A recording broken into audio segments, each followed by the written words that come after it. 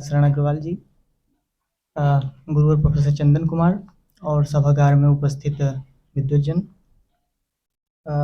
जो विषय मुझे मिला पिछले महीने लगभग 20-25 दिन पहले वो बुल्ले शाह पे मिला और ईमानदारी से कहूँ तो बुल्ले शाह को पहले पढ़ा नहीं था अपने शोध क्रम के दौरान तक, शुरू से लेके अब तक।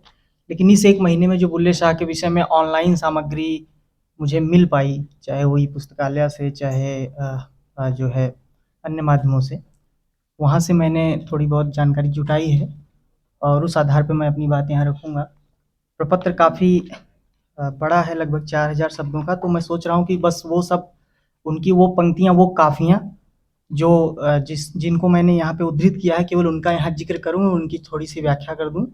बाकी तो पढ़ने के लिए काफ़ी ज़्यादा समय लग जाएगा।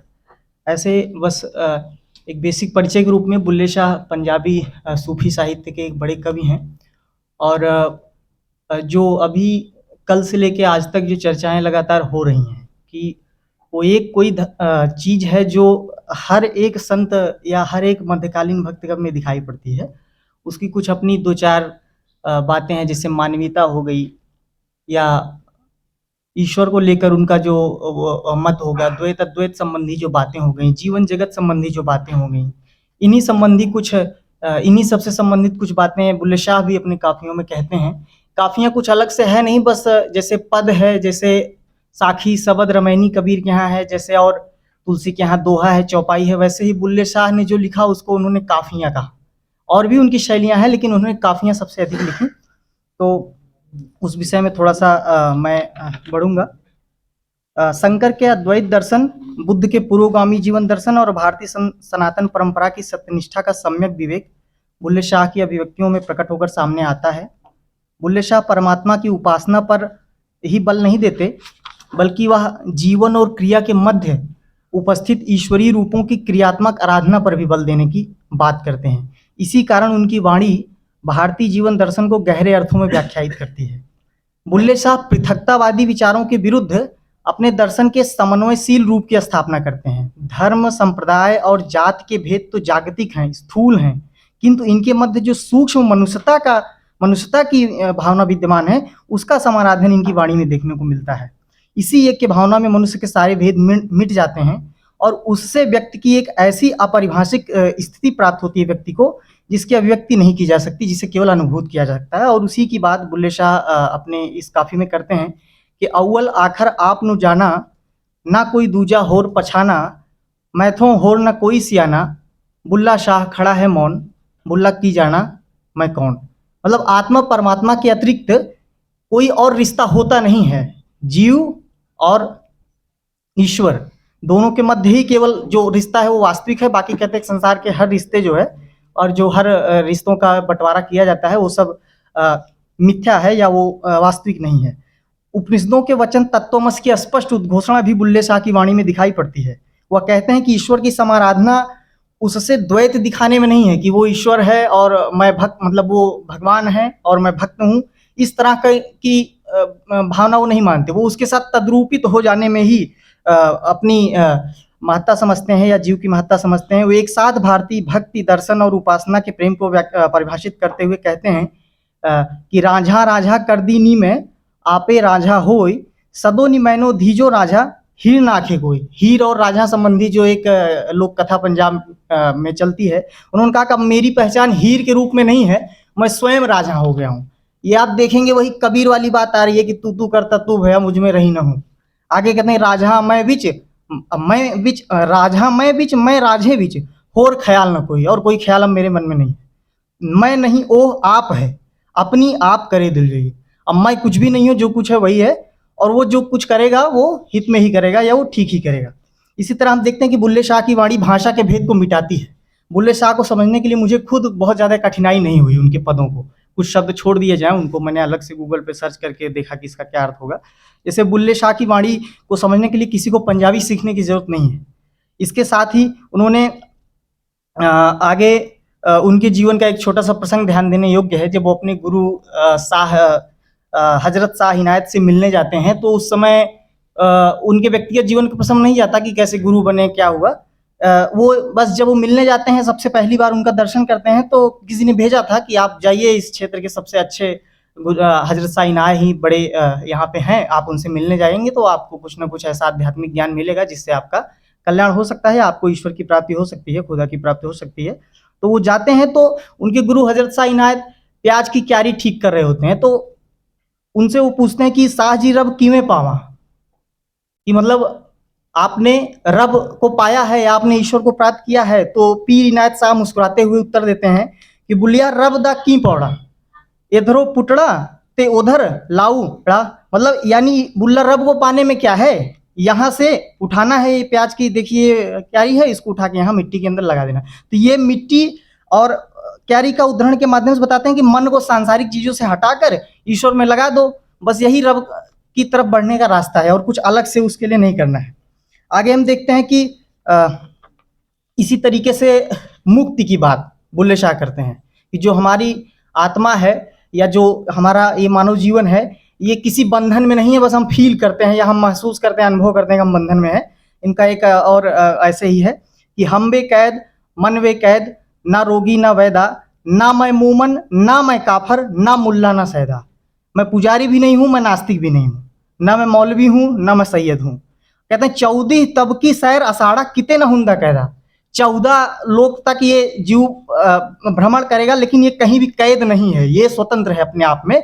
मुक्ति की बात यहाँ करते दिखाई देते हैं। इसी तरीके से आगे आप देखेंगे कि प्रेम की बात करेंगे कि प्रियतम की प्राप्ति के लिए सीधे सीधे कहते हैं कि अहम की बलि देनी ही होगी। आगे कहते हैं कि इश्क की तेग से मुई नहीं वो जात की दुई, जिसने प्रेम नहीं किया, जिसने जीवन में प्रेम के माध्यम से ईश्वर को प्राप्त करने की चेष्टा नहीं की, उसका जो जीवन है वो एक प्रकार से व्यर्थ है। आगे उसी में आगे की लाइन है कि और पिया पिया कर मुई मोइयो फिर रूह चितारेगा, और जिसने एक बार उस ईश्वर से प्रेम कर लिया वो मर भी जाएगा या उसको उसका शरीर शेष भी हो जाएगा, तब भी मृत्यु के बाद भी आगे कह रहे हैं कि मोइयो फिर रूह चितारेगा, मोइयो मर जाने के बाद भी रूह जो है वो पुकारेगी, उसको याद करेगी, चितारे मतलब तब भी उसको वो याद रखेगा। इसी तरीके से जो बुल्ले शाह की वाणी में जो दर्शन का ब्रह्म मैं सर्वम ब्रह्ममयम जगत वाली जो धारणा है, वो आगे जो है ऐसे ही बताते हैं कि पूर्ण अद्वैत की भाव व्यक्ति करते हुए अपनी एक काफी में कहते हैं कि पाया है कि छुपाया है, मेरे सतगुरु अलख लखाया है, कहूँ बैर बड़ा कहूँ बेली है, कहूँ मजनू है कहूँ लेली है। लैली वो लैला से संबंधित कह रहे हैं कि कहीं वो शत्रुता कराता है, कहीं वो मित्रता कराता है, कहीं वो मजनू बन के हमें दिखाई देता है, कहीं वो लैला बन के दिखाई देता है, कहूँ मस्जिद का बरतारा है और कहूँ बनाया ठाकुर द्वारा है। कहीं वो मस्जिद में दिखाई देता है, कहीं वो ठाकुर द्वारों में प्राप्त होता है।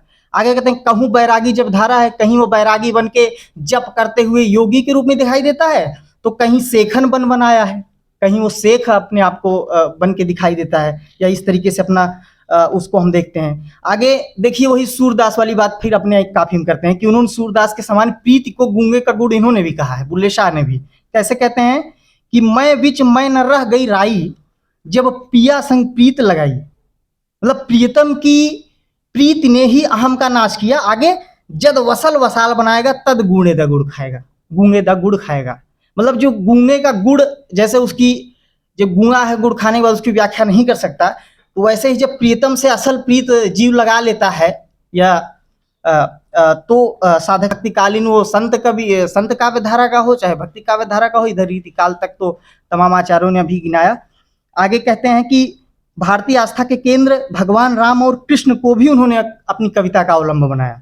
अपनी धार्मिक सीमाओं का अतिक्रमण करते हुए उन्होंने हिंदू मनोबोध के साथ संयोजन बिठाकर रामायण और कृष्ण चरित्र के प्रतीकों को अपनी वाणी में सहजता से प्रयुक्त किया है। कैसे किया है? बिंदरा वन में गौओं चरावे, लंका ते चढ़ नाद बजावे, मक्के दा बन हाजी आवे, वाह वाह रंग बटाईदा। कह रहे कि वही दयालु प्रभु वृंदावन में गाय चराते दिखाई दे जाता है, तो वही लंका पर रणभेरी बजाता दिखाई दे जाता है, और वही जो प्रभु है वो मक्के दा बन हाजी आवे, वही मक्का जाते हुए भी दिखाई देता है, और मक्का करने हज जाने वाला व्यक्ति भी वही बताते हैं कि है। और इसी तरह वह रंग बटाई दे, उस परमात्मा के अनेक रंग है, उसका वर्णन जो है वो नहीं किया जा सकता। आगे भारतीय साहित्य में गंगा की उपस्थिति बहुत महत्वपूर्ण है। गंगा पे कविता लिख रहे हैं, कह रहे हैं कि गंगा जो है वो मनोमालिन्य को दूर करने का प्रतीक मानी जाती रही है। इसी कारण गंगा को भारतीय प्रतीकों के अनुसार साहित्य के विविध क्षेत्रों में जुड़ता हुआ हम सभी देखते हैं। बुल्ले शाह ने भी अपनी कविता में गंगा के इस प्रतीक का प्रयोग किया है। अंतर्मन की शुचिता के लिए गंगा को आवाहित करने का कार्य करते हैं। कहते हैं, घर में गंगा आई संतो, घर में गंगा आई, आपे मुरली आपे घनैया आपे जादू राई। एक नया शब्द पता चला, राई पंजाबी का, जिसका मतलब होता है कृष्ण की वंशी। कह रहे हैं कि घर में गंगा आई, घर में गंगा आई संतो, आपे मुरली घनैया, आपे मुरली बजाने वाले घनैया घनश्याम है, और आपे जादू राई, और वो कृष्ण की वंशी भी वही है। और आपे गोबरिया, और तुम ही हो जो गोवर्धन पर्वत उठाते हो, गोबरिया गोबरिया, आप गडरिया, आप, अब गडरिया से मतलब ग्वाल बाल, आप ग्वाल बाल चढ़ाने वाले जो उस जाति विशेष की तरफ भी इशारा उस समय कर रहे हैं।